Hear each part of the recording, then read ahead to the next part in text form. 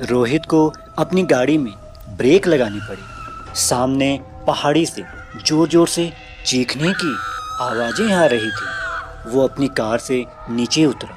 Mobile phone की torch light का सहारा लेते हुए वो धीरे धीरे उस आवाज़ की तरफ बढ़ने लगा। जैसे जैसे वो पास जा रहा था, कई तरह की आवाज़ें सुनाई देने लगी थी। सामने का मंजर देख उसकी आंखें जैसे झपकना ही भूल गई।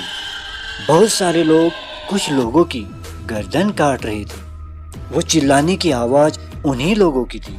रोहित कुछ भी बोलने की स्थिति में नहीं था। तभी एक आग का गोला उसकी तरफ आया और शरीर से टकराते ही रोहित का शरीर आग में जलने लगा।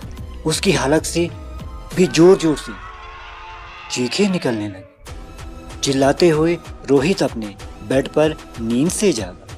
पूरा शरीर डर से कांप रहा था। इतना डरावना सपना उसने कभी भी नहीं देखा था।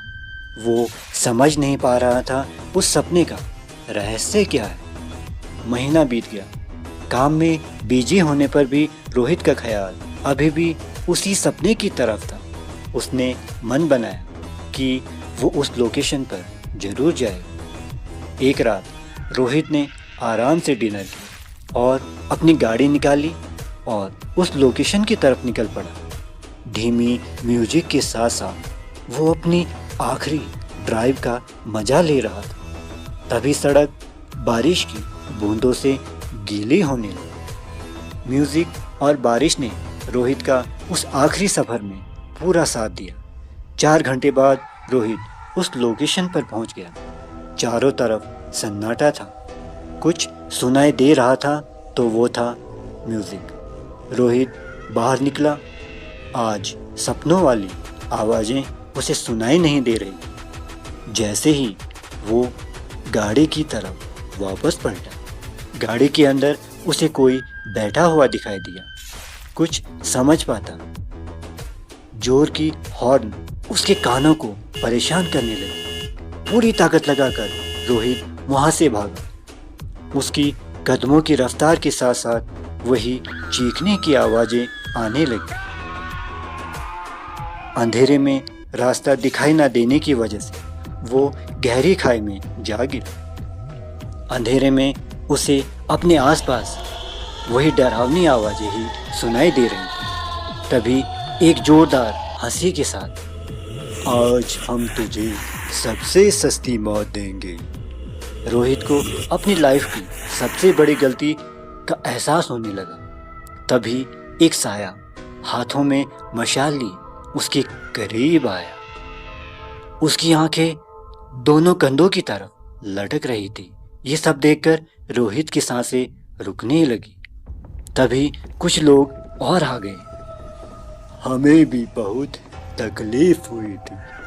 हम भी ऐसे ही तड़प रहे थे, लेकिन हमें बचाने कोई नहीं आया था। अब तुम भी मरो। रोहित को 10 साल पुरानी न्यूज़ याद आने लगी। एक बस एक्सीडेंट में पूरे 58 लोगों की मौत वहाँ पर हुई थी। रोहित इतना लाचार हो गया था कि कहीं भाग भी नहीं सकता था। तभी रोहित ने देखा, सामने वाले साये की लपलपाती जीभ उसकी गर्दन की तरफ बढ़ने लगी और रोहित को अपने अंदर निगलने लगी। दर्द के मारे जोर जोर से चीखने लगा। कुछ देर लगा। रोहित को अब कभी भी दर्द नहीं होने वाला था। क्या किसी इंसान की मौत इतनी सस्ती भी हो सकती है? बेशक हम भूत प्रेत पर यकीन ना करें, लेकिन ऐसी मूर्खता भी हमें बिल्कुल नहीं करनी चाहिए। आज के समय में भी प्रेत बाधित या फिर शापित जगह हो सकती है। एक छोटी सी गलती आपकी लाइफ खत्म कर सकती है।